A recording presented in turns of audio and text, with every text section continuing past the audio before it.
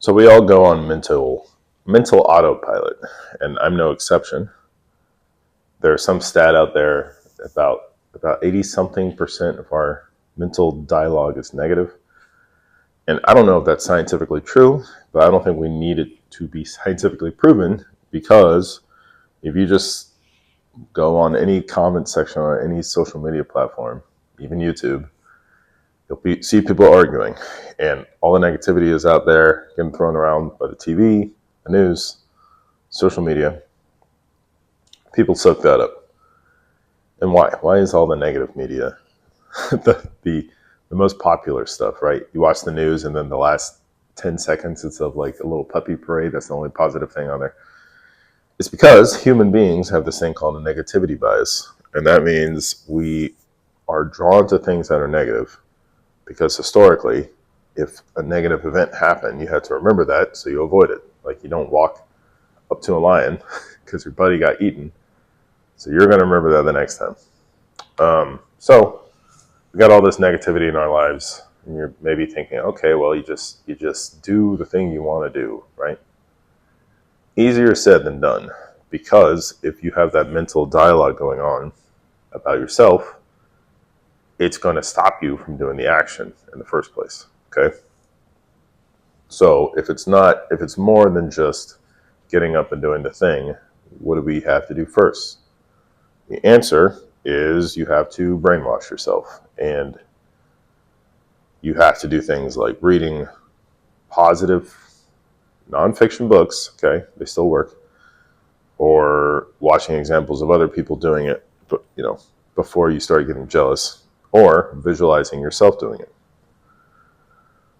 So about the positive self-talk or visualization, there may be chatter, negative opinions on that, saying things like, well, it's not real, and if you just visualize an outcome, it's not going to happen, right? The whole, like, people have that manifesting thing. I'm not talking about that. I'm talking about what you say to yourself will determine the actions you take. The actions are where it's going to happen, but if you can train yourself with the positive visualizations or talking, it can help, okay? And you may be thinking, well, it's, just because I say it, it's not going to happen, or it's not real. Okay. I want you to not, whatever you do, not think about a red sports car. You probably did it. So that's a small example. So visualizing is a real thing, even though that thing, it may not be real. And we see this all the time. You may watch a movie, right?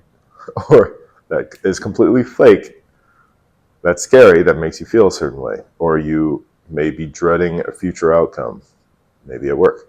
Or you may be rehashing something in the past, which is gone and over with. And even the things that you are afraid of in the future, they're not real either, because they haven't happened yet. Right? So if you're going to have that mental theater, and you still talk to yourself, you're like, what do I have to do today? What do I want to eat today? What did I do last night? Right? It's still self-talking. Personally, I read a couple really good books on this. One is Mind Gym by Gary Mack, and I read that many moons ago. First time. I should reread it. It's been a while. But it didn't have a lot of practical steps, but it got into the importance of visualization and talking to yourself. And I had a little blurb on, like, make sure you're doing everything else right. But I don't remember much practical advice in that book. But then years later, more recently, I got a hold of the 10-minute mental toughness by Jason Selk. And he is not just sports, but performance coach. And he has actual, and I'll go over this later, step by step, what to do to put all this together. And for me, I had Mind Gym first, and I would just visualize myself doing, like, lifts, even if it was just a training session or if it was like a meet PR session. You just kind of see yourself doing the thing over and over again. Because what happens is that, I learned from 10-minute mental toughness, your mind / muscles, maybe not completely, the muscle part, but they fire in the same pattern when you're visualizing doing something. Okay, I think it was some winter team, like a skiing team. They noticed that, and there's something about 1 minute of mental training is the equivalent of 7 minutes of actual physical training. Now that's for Olympic athletes. So if they can do that for the Olympics, why don't we just do that for anything like us, our lives, right? You may be like, oh, I'm not going to be an Olympian. I'm like, yeah, you don't have to, but you can at least have a better workout the next time, or at least show up. And this is all over the place. So Arnold Schwarzenegger, there is, I think, an interview he has where he talks about which is more important, the mind or the body. And he says the mind, because if you don't believe in the outcome for yourself, your brain, your subconscious is going to be like, I'm not going to put in the work, right? That's not going to happen. You see, me just saying that, that's not going to happen for me. And as soon as you say that, boom, you're done, which is sad. A lot of people put themselves in that position. So you have Arnold Schwarzenegger, you have Tim Anderson. He's the creator of Original Strength. But aside from just like him saying, oh, crawl, he talks a lot about the mind. And if there's any book I'd recommend, any are great, but the Becoming Bulletproof Project, because mentally to do the stuff that is required, for example, he's crawled a mile. It took him 40 some odd minutes. But he also trained with John Berkfield and talk about the mental challenges. That guy invented the battling ropes, but he was like strong man. He could pull, trucks and all this stuff. He could do battling ropes for hours, or at least an hour, keeping a decent pace. No music, or like set the clock, quote unquote, but the clock was just a sand timer just to mess with your mind. That kind of stuff. Okay, so if those guys stress the importance of the mind to do hard stuff, I think we can apply it to us. And the last example is that our kid is doing Kid Strong. If you don't know, it's I think it's associated with, you can call it a quote unquote kids CrossFit class, but not. It's more like play, right? Rubber mats, hanging on stuff, jumping over stuff. It's great. But the three things they say before and after each class is they get up in front of the parents. They say, I am strong, I am brave, I can do this. Now, technically, those may not be 100% true yet for them, okay? I mean, I don't know, strong is relative, but would you tell the kid that? You'd say, well, that stuff's not real. I don't think so. But if we were to say it for ourselves, you may think, well, this is kind of silly. This isn't making anything happening. I don't know about that, right? There's something that switches on. Remember when I said, if you say, I can't do this, you immediately, your subconscious kind of gives up. I think another thing a lot of people say is switch that to, how can I do this? Or I can do this. And that kind of opens up, the I can kind of sort of puts you there already. The how can I opens up creativity. You're like, well, how can I make this happen? That's a bit of a rant, but you get the idea. So with the Kid Strong, it's like, if the kids can do it for yourself. Now, I want to give you, this is actually straight from 10-Minute Mental Challenge. I actually do this most days. This is the mental warm-up you use for the workout or literally anything else. So this is what you do. The first thing is to have a goal in mind, okay? Because I'm going to be serious, because this won't work without it, because you're going to have to visualize it. I like to have a close goal. I actually wrote mine for the year. I'm not going to tell you, but everyone's like, set a goal for the next 10 years. I don't recommend that. I would say you could, but that's more of like a vague idea.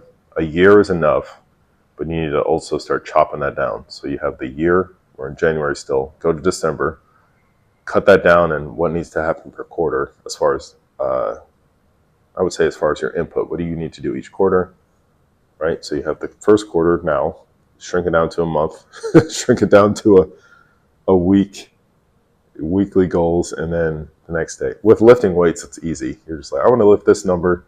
What do I need to lift this week / today? So you have a close goal in mind. And what you do is this. You take a deep breath. It's like centering breath. It's like 6 seconds in, hold for 2, 7 minutes out. So you relax yourself. You're not stressed out when you're breathing well. You think about your physical cues, not like some vague, like, I need to have a good gym session. You need to actually say what you're going to do in the moment. For example, if you squat, the list is kind of short. I say, like,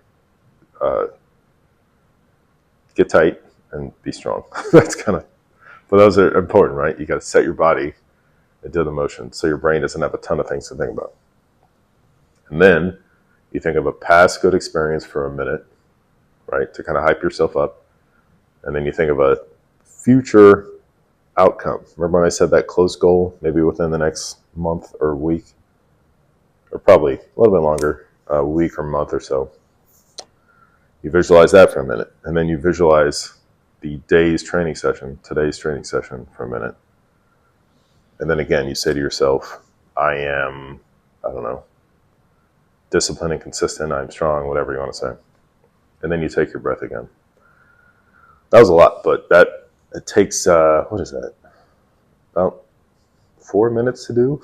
You could do that while you're driving to the gym, right? Or while you're warming up, easy. Now, and again, that's not going to guarantee you have the best session in the world, but you need to not going to go into a training session flat, okay? Some things are easy. Some things are just like, well, I just want to run a mile today, so you get up and do it. But if you have more positivity around that, it makes the action a little bit better, okay?